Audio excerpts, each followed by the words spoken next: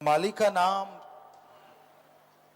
सुखों की खान, और ऐसी खान जिसमें कमी तो कभी आती ही नहीं।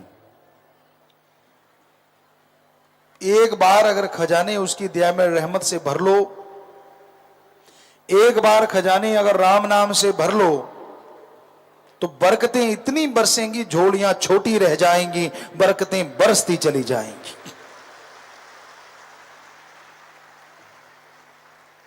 हर फल को पाने के लिए बीज डालना जरूरी होता है। जब तक बीज नहीं डालते पौधा नहीं बनता, फल नहीं आते। तो राम के खजाने भरना चाहते हो, अल्लाह वाहिगुरु गॉड खुदा रब के खजाने भरना चाहते हो, तो राम नाम का जाप करो, अल्लाह वाहिगुरु गॉड खुदा रब की इबादत भक्ति करो। उसी से खजाने भरेंगे, उसी से खुशियां आएंगी, उसी से ही दया में रहमत के लायक आप बन पाएंगे। तो हमेशा याद रखो, अगर मालिक की दया में रहमत हासिल करना चाहते हो, अगर उसके कृपा पात्र बनना चाहते हो, सुमरण से नाता जोड़ के रखो। सुमरण करना बहुत जरूरी है। चलते बैठ के काम धंधा करते हुए सुमरन करो। कितना आसान काम है, रोटी खाने से भी आसान। रोटी खाना मुश्किल है, कौर तोड़नी पड़ती है, कुछ लगाना पड़ता है, फिर चबाना पड़ता है, फिर निगलना पड़ता है, फिर हजम होता है, इतनी खाई और इतनी सी ताकत आती है। इधर उल्टा है, ना तोड़ना पड़े, ना कुछ लगाना पड़े, ना चबाना पड़े, ना निगलना पड़े, बस जीभा से ख्यालों से जाप करो, इतना करो और इतना फल ले जाओ। उल्टा है, उधर इतना खाओ इतना फल, इधर इतना करो और पता नहीं कितना ही फल। ये तो एक बता रहे हैं, क्योंकि कलयुग है और कलयुग में भक्ति फलती फूलती बहुत ज्यादा है।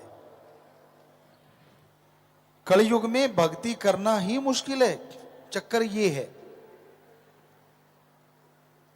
पगड़ी बांधनी हो, शीशे के सामने जब तक टूटी सही नहीं बनती लगे रहोगे। हेयर स्टाइल करना हो, जब तक गंज नहीं छुप जाता लगे रहोगे। फेस साफ करना हो, जब तक चमकने ना लगे रगड़े रहोगे। काश उससे थोड़ा सा टाइम राम के लिए सजो।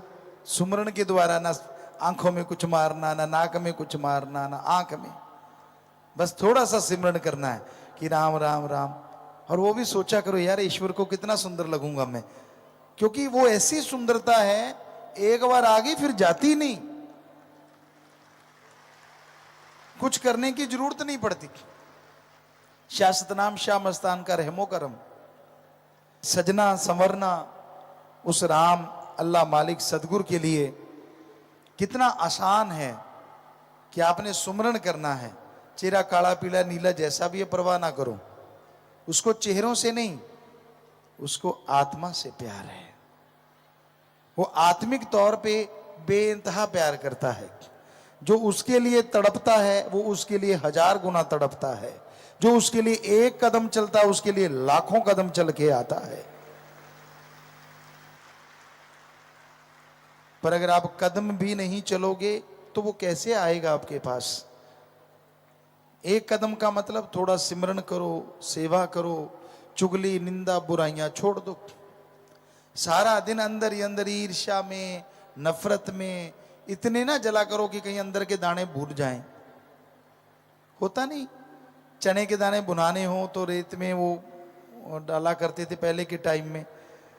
सो वो एक कर कर आवाज आया करती थी, तो कई लोग बिना वजह अपने अंदर के दाने भूनते रहते हैं। ईर्ष्या, अच्छा अच्छा ही अपने लिए अच्छा मांगो, दूसरे को अच्छा कहते हो तो अच्छा ही होगा ना नेचुरली। तो उस मालिक उस प्रभु परमात्मा के लिए सेवा, सिमरन, दया, रहम, प्यार, मोहब्बत ऐसा रास्ता है जिस पे जितने बढ़ते जाओगे उतनी ही खुशियां मिलती जाएंगी। अपने अहंकार को दबा के रखो, अपनी खुदी को दबा के रखो। जब तक खुदी मिट नहीं जाती, वो राम, वो अल्लाह, वो वाहिगुरु, वो ईश्वर नजर नहीं आता। खुदी मिटाओ, और खुदी मिटाने का तरीका सेवा और सुमरन है। सेवा करते रहोगे, सुमरन करते रहोगे तो झोलियां भरती रहेंगी। और जैसे ही सेवा सुमरन छोड़ दी, मन का कोई पता नहीं कब दांव चला दे। वो यह नहीं देखता आप कितने पुराने हो या कितने नए हो, वो सिर्फ यह देखता है कि आप सुमरन करते हो या नहीं करते। अगर करते हो तो मन डर के रहता है, अगर नहीं करते तो मन हावी हो जाता है। इसलिए मन के धोखे में ना आना, कभी मन के धोखे में कभी नहीं आना चाहिए। ये बड़े सब्जबाग दिखाता है। अब दुनिया की बात करें, जिनकी शादी नहीं हुई उनको लगता है अगर शादी होती तो कमाल हो जाता, और जिनकी हो गई वो कहते क्यों हुई, ना होती तो कमाल हो जाता। बहुत सारे लोगों से हमने देखा है। तो ये मन ही तो है। कोई बहुत सफेद है, उसको ये होता है यार मैं आटे जैसा हूं। किसी का रंग काला है तो कहता है यार मैं तवे जैसा हूं। शांति किसी को नहीं। मोटा कहता मैं मोटा क्यों, पतला कहता मैं पतला इतना हूं, जब करवट बदलता हूं तो हड्डी लगती है सीधी जाके बाही पे टाक। तो हमसे कहते रहते बच्चे कि गुरुजी मोटा कर दो, मुझे पतला कर दो, मेरा नाक टेढ़ा है उस जैसा कर दो। बड़ी हैरानी होती है, संतुष्टि का कहीं नाम ही नहीं है। जैसा मालिक ने बना दिया बना दिया, बढ़िया है, अब बदल तो सकता नहीं। ऐसा नहीं कि डॉक्टर बदल नहीं सकते, बदलते हैं, पर कई बार बिगड़ भी जाते हैं। किसी का नाक आड़ा तिरछा उल्टा सीधा भी हो जाता है। सो मालिक ने जो दिया है उसका शुक्राना करो, और जो नहीं मिला उसके लिए मेहनत करो, सुमरन करो। टेंशन, ईर्ष्या, नफरत नहीं करनी चाहिए, क्योंकि ईर्ष्या से आदमी को खुद को नुकसान होता है। हम आपको एक बात सुनाया करते हैं कि एक आदमी था और संतों की सेवा किया करता था। अब सेवा का मेवा तो संत पीर फकीर देते ही हैं। एक बार उसने देखा कि संत जा रहे हैं तो उसने नमस्कार किया। संत कहने लगे बोल भाई क्या चाहिए। कहते जो आप दे दो। संत जानते थे वो ये नहीं कहेगा कि आपका दिया सब कुछ है। संत कहने लगे ठीक है ये मंत्र ले ले, तू जो मांगेगा तुझे मिलेगा, पर एक शर्त है। कहने लगा जी क्या। कहते तेरे पड़ोसी के दुगना आ जाएगा। कहता अपने को क्या। कहता जी ठीक है। चलो बेटा बोल तो दिया, अपने को क्या, आगे देखो। संत चले गए और उसने मंत्र को पढ़ा और मांगा मेरे 2 जोड़ी बैल बढ़िया आ जाएं। खेती करता था, बड़ा खुश। देखा निगाह घुमा के, बहुत खूबसूरत नगौरी बैल आए खड़े, बहुत खूबसूरत। अभी खुश हो ही रहा था, घरवाली को आवाज ही मारी थी, पड़ोसियों के शोर मच गया। उनके 4 जोड़ी आ गई। छोटी छोटी दीवार थी, ऊपर से देखा, ओ तेरी 4 जोड़ी। फिर याद है संतों ने कहा था पड़ोसी के डबल होगा। कहता चल कोई नहीं, कोई फर्क नहीं पड़ता। फिर उसको लगी भूख। कहने लगा जी 36 प्रकार की 4 थालियां आ जाएं। बच्चे सारे बैठे थे, परिवार था, खाना खाना है।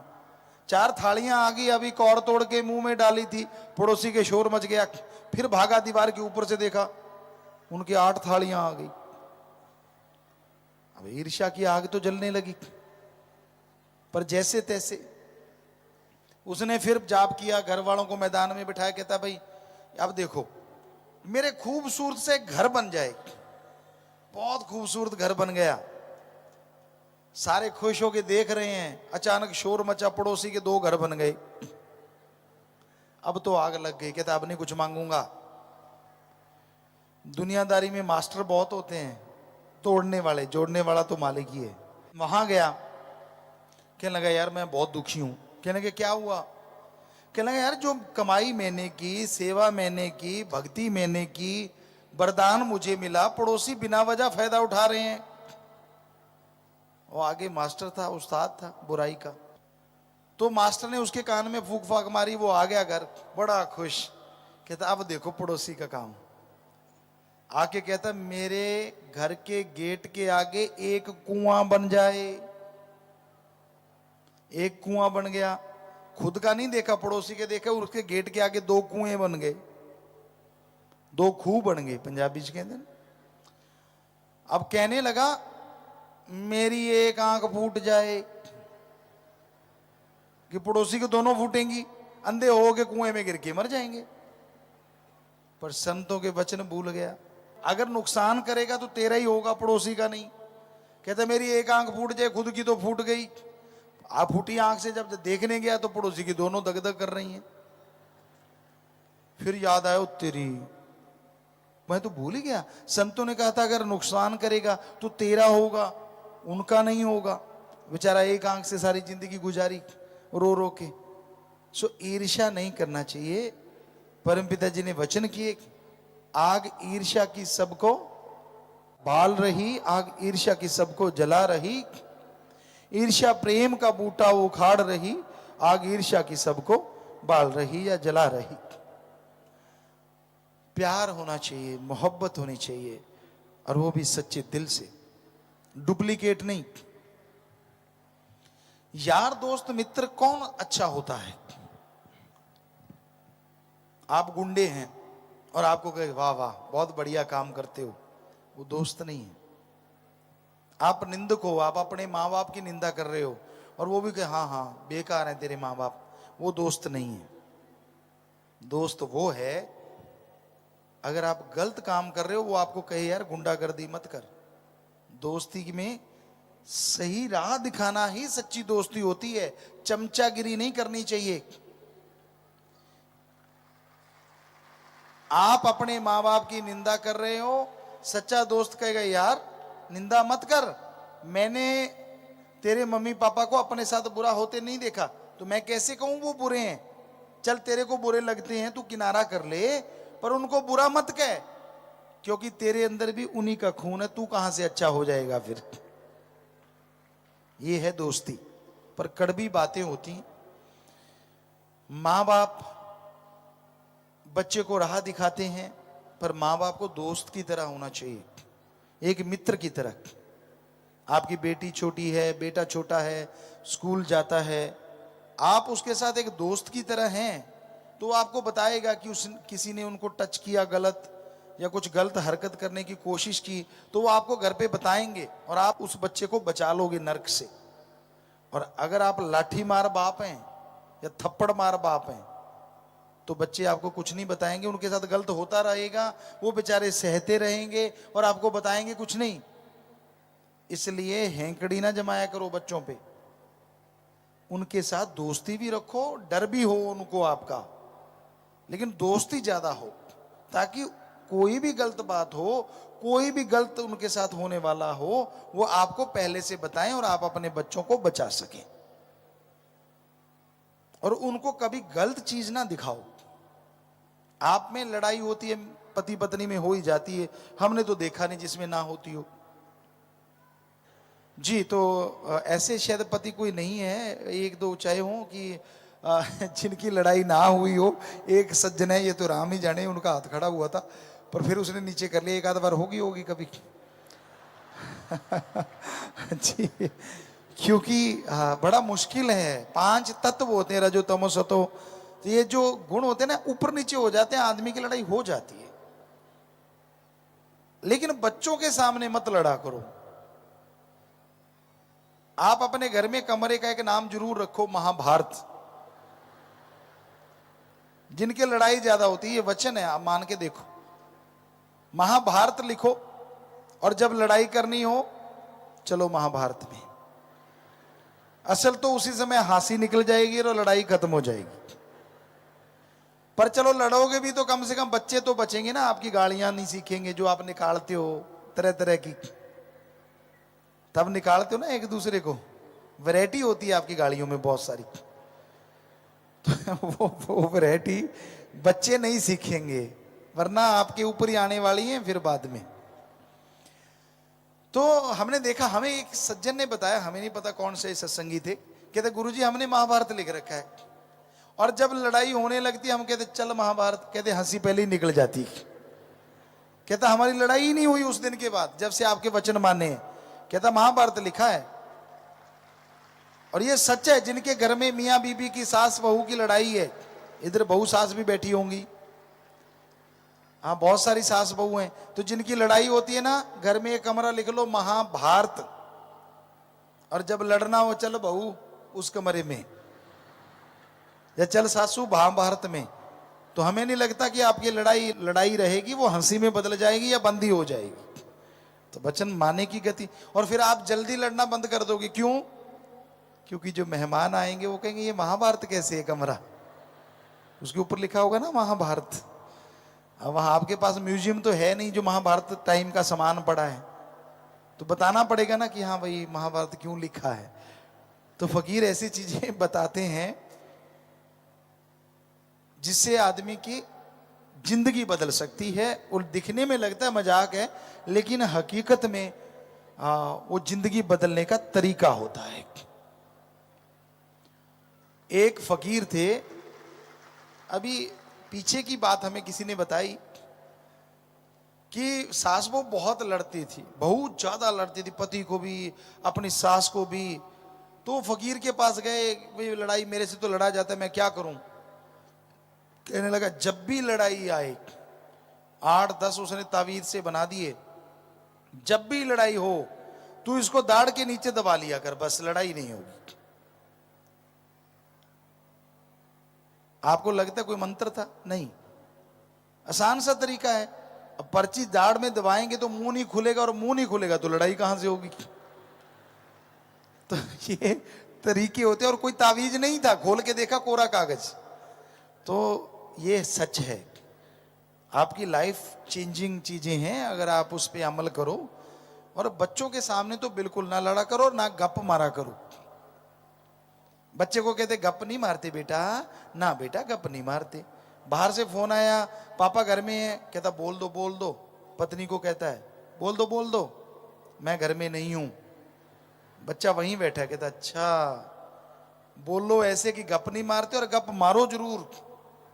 तो ऐसी चीजें मत सिखाया करो अपने बच्चों को।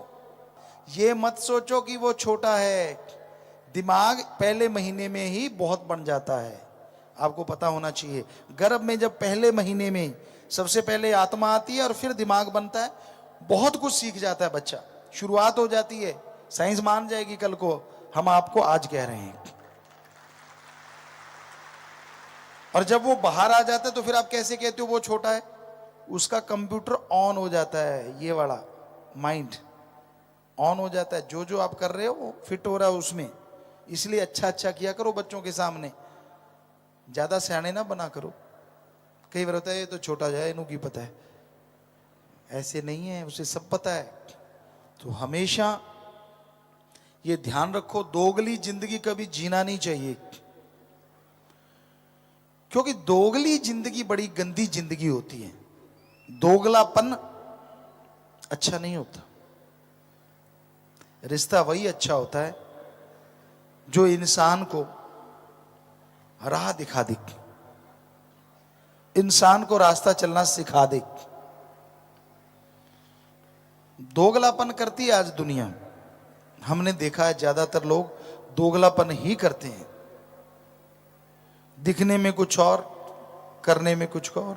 हाथी के दांत दिखने वाले कुछ और खाने वाले कुछ और। आज ज्यादातर दुनिया का रंग ढंग ऐसा हुआ पड़ा है। तो ये चालबाजियां आदमी को नहीं करनी चाहिए, वरना समाज में वो चालबाज बन जाता है, दोगला हो जाता है, और लोग उस पर यकीन करना बंद कर देते हैं। जैसे आप अंदर से हो वैसे रहो तो आप बहादुर हो। सो प्यारी साथ संगत जियो, जिंदगी की ये चीजें सीखना भी सत्संग है। हम ग्रंथ तो आपको रोज ही सिखाते रहते हैं, पढ़ाते रहते हैं। राम का नाम तो आपने ले ही रखा है, पर आपको जानना चाहिए समाज में रहने का ढंग। एक बहुत बड़ी बात है, कोई भी घर में आता है, हमारे एक कहावत है ना, मेहमान नवाजी। आते ही पानी पिलाना, चाय दूध रोटी खिलाना, ये बहुत जरूरी होता है। ईसा संगत जी,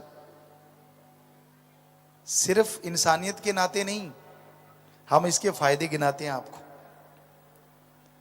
आप दुकानदार हैं, आते चाय बिस्कुट खिला दी पिला दी, हो सकता है कोई चाय पी के ही चला जाए, वरना आपने चाय पिलाई बिस्किट खिला दिया, उसका पेट भर गया, जो आपका सामान उसको रद्दी लग रहा था भरे पेट वो बहुत अच्छा लगने लग जाता है। राजस्थान में कहावत थी, ऊंटों के व्यापारी आते थे, उनको जैसे ऊंट देखने आए, खरीदना है जी, तो उनको पहले खाना पूरा धाप लो भाई, धाप लो, धाप लो भाई, धाप, यानी पूरा खिला देते।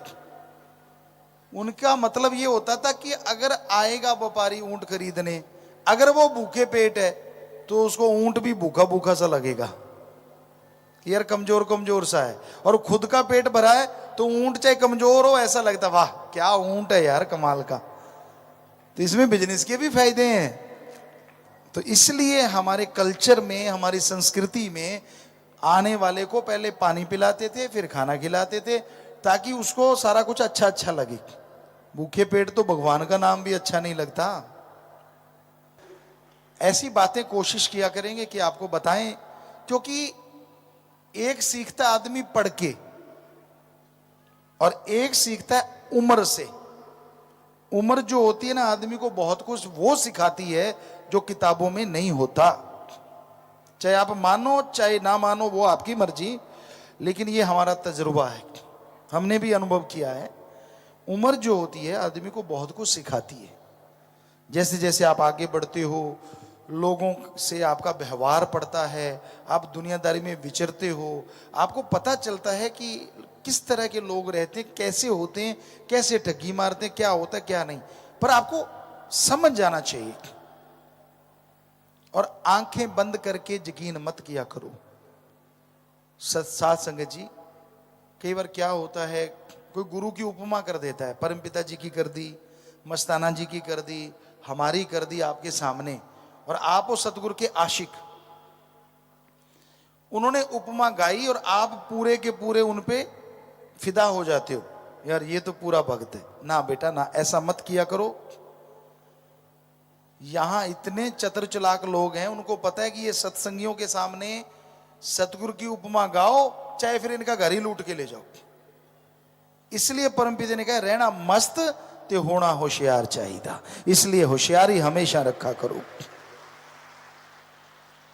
उपमा की है, शाबाशी करो। कोई गरीब है तो चलो 2 रुपए दे दो, खाना खिला दो उसको, ये बढ़िया है। ऐसा नहीं हम कहते कि आपने सतगुरु की उपमा सुनी, उसको कुछ ना दो, गरीब है, फटेयाल कपड़े है, कपड़ा पहना दो, खाना खिला दो, ये चीजें अच्छी हैं। पर कहीं उसको बाबा बना के ना बिठा लेना, क्योंकि 5-7 सत्संगियों के साथ ऐसा हो गया, घर में रख लिया और वो घर साफ करके भाग गया। तो ऐसे हमेशा सुचेत रहना चाहिए, क्योंकि दुनिया में बहुत ठग घूमते हैं, और होशियार रहना चाहिए, सचेत। ऐसे बच्चों को, बेटे बेटियों को हमेशा सचेत रहना चाहिए कि ये तो सत्संगी भाई है, नहीं ये तो वो फला। कोई किसी का भाई बहन नहीं होता। आपके रियल में बहन भाई हैं, उनसे रिश्ता निभा लो, इतना ही काफी है। ऐसे आगे से आगे पींगे मत डालो, मेरा धर्म का भाई, धर्म की बहन, फलानी बहन, धिंकड़ भाई, ये सब मन की चालें हैं। कुछ नहीं होती ऐसी चीजें, बड़ा ही मुश्किल है इस कलयुग में। रिश्ते तो खुद के निभा लो, उतना ही काफी है। आज के युग में सके बहन भाई की तरह रह लें, समझ लो मालिक की रहमत है। धर्म वाली तो बात छोड़ दो आप। पर कई बच्चों को वो शायद रास नहीं आता, वो लगे रहते हैं वो मेरा धर्म का भाई, मेरी धर्म की बहन, मेरा फलां। ऐसा ना करो, मन बड़ा जालिम है, कुछ भी करवा सकता है। सो ये चक्कर मन के शुरू होते हैं और फिर मन डुबो देता है आदमी को। बताना हमारा फर्ज है, आगे आपकी इच्छा है।